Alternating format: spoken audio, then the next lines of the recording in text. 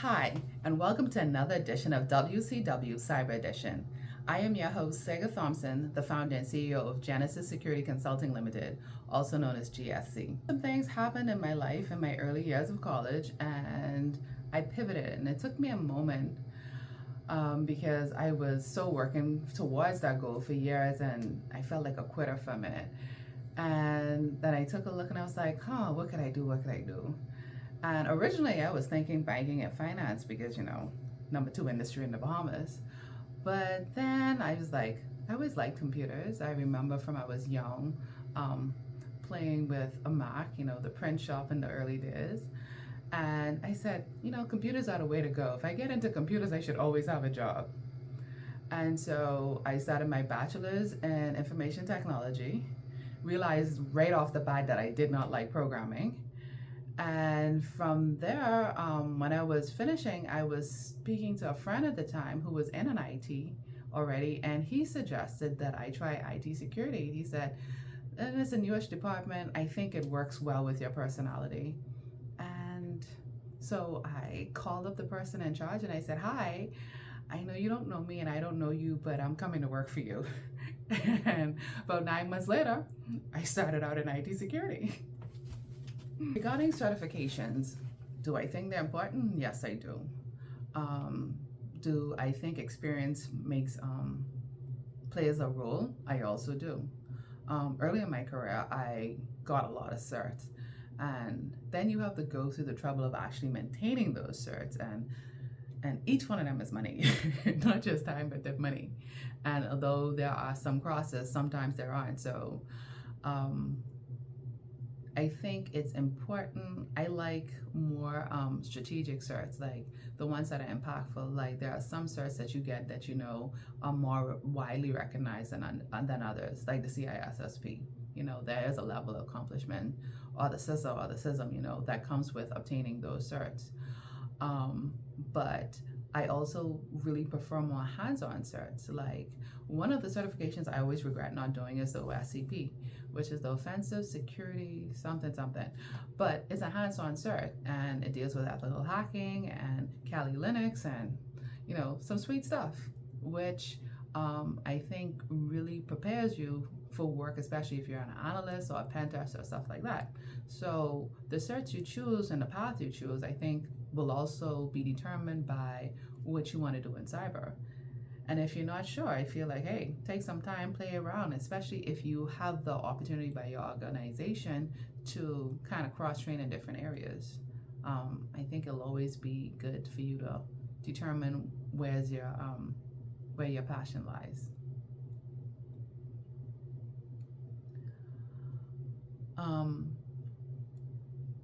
Regarding mentorship, I think mentors are very important. They are like spirit guides, They kind of have already navigated some things in their lives, and so they can kind of help you avoid some pitfalls. But I think one of the most important things in a mentorship relationship is honesty. Like, what is it you're trying to accomplish? I remember speaking to staff early on and asking them, what is it that you want to do? Where do you want to go? What is your career trajectory? And you as a mentee should at least know that much. And even if that person is your boss, they should want enough for you to kind of steer you on the path, even if it's not ultimately with them. Yes, it is good to train people to be on your team, to be in those roles, but if ultimately that is not where their passion lies, I feel as a mentor, your job is to try to get them to where they're trying to be. It brings you joy. Also, I would tell you, enjoy the journey. You won't automatically start where you want to end. So enjoy the journey, enjoy the knowledge, enjoy the frustrations of that comes along with your job. Enjoy the learning. And I think that's the most important thing. Enjoy what you do. Every day won't, there's highs and lows as with any other job, but it is a field that will keep you learning because technology is always evolving. And so you as a true professional, should always try to find a way to work smart, not necessarily hard, but work smart and do the best that you can do. Like I say, it's one of those rare jobs that let you think like a criminal and they pay you for it. So enjoy it. Just, remember, don't cross certain boundaries. A common cybersecurity myth around small nations is the level of threat actors. I think there's always this notion that we don't get to see the type of threats that are out there for other people. And I think that with our proximity, especially to the United States and our ties to other countries, that sometimes we're used as a test ground, especially in times when you can get stuff like malware as a service. Like, to perform a hack is not as hard as it used to be. You can kitty script it. I mean, there are so many ways around it now. One time it used to take skill, now it's just the means. So I think that is one of the most major ones. Myth regarding cybersecurity is that it's a completely technical field and all we do is hack. No, there's a lot of policy and paperwork and reports that also come into play. Even when you are technical, you still have to know how to write up that report, and you still even more need to know how to communicate it to those that are above you so that they can understand the risks that are involved and make strategic decisions based on those. Do I have a favorite domain work-wise? No. I feel that they're all important and they all make my blood pump in different ways. I love setting policies. I think the part I dislike the most is writing reports. But it's one of those necessary things because you understand that you have to document things, and of course you also have to communicate them. But the good thing about having different disciplines in cyber is your days aren't always the same because your focus isn't always the same, at least when you're in leadership. When you, I think, are just stuck in a particular role, it's not quite the same. Like if you're a SIM analyst or a SOC analyst, you kind of deal more with investigations all day. Whereas when you sit in leadership and you are responsible for the strategy, you kind of oversee a lot of pieces of the pie, and so you kind of have your hand in a lot of pieces of the pie, and that makes it different. But I enjoy all aspects of it.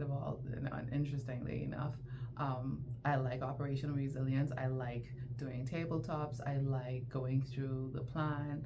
I like tweaking the plan, and I'm not I don't get so exhilarated in the middle of an incident, because you'd be like, you just want this to be over. But I do like when it all comes together and you already have a plan, and it kind of, it's spiraling. You know what to do. Everybody knows what to do, and it's coming together. I like seeing that. I also like security awareness when people start reporting stuff. Not when they're just reporting everything, but when you realize that someone truly has gotten the content and they're taking it in and they're sharing, like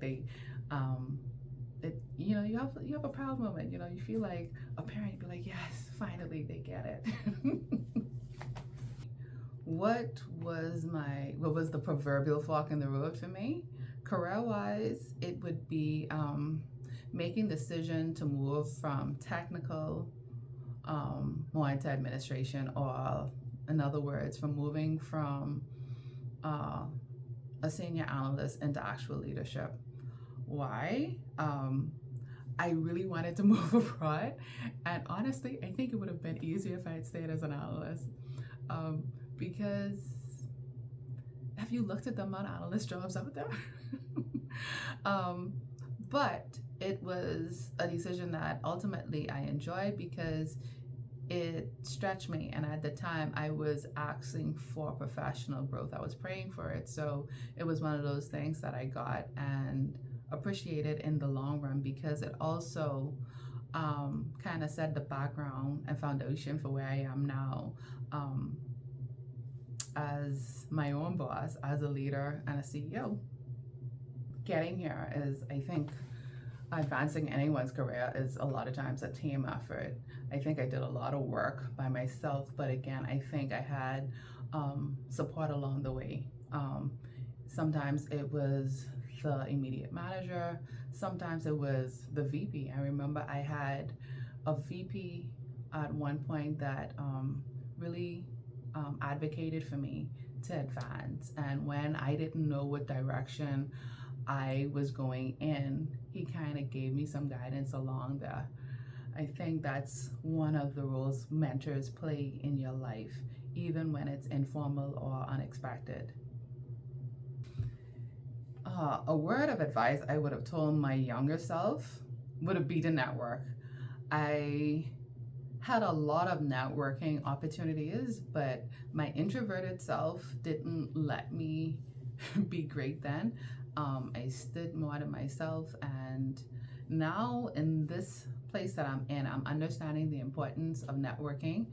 And yeah, so I would say, because networking allows you to meet new people, and you never know when you're going to need them.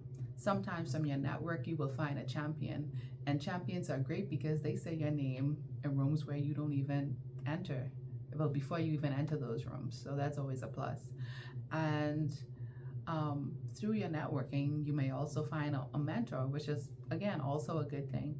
And your network may also inform you of new job opportunities or even new learning opportunities, because I've gotten all of that through mine. So I would always encourage that. Even though I'm a late bloomer in the networking side, I would encourage anyone in that field to leverage networking to the best of their ability, because you never know when you will need that network.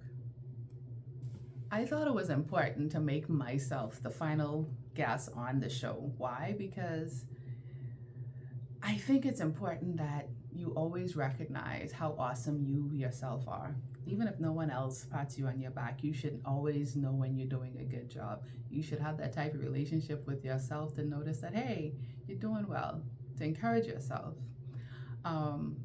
The last few months have been very interesting in my life. I'm in a new space, I'm doing new things career-wise, and I'm experiencing a lot of personal and professional growth. So I am proud of myself, and I'm enjoying this new season. So I'm here giving myself my own flowers, and I am hoping that if not this episode, one of the episodes would resound with someone out there, whether they're in cyber or not, whether they're male or female, and may it encourage you in some way, shape, or form to be the most awesome version of yourself. And with that, thank you so much for joining today. If you haven't already, like and subscribe. Although this series ends with this episode, stay tuned. Let's see what else is coming from us.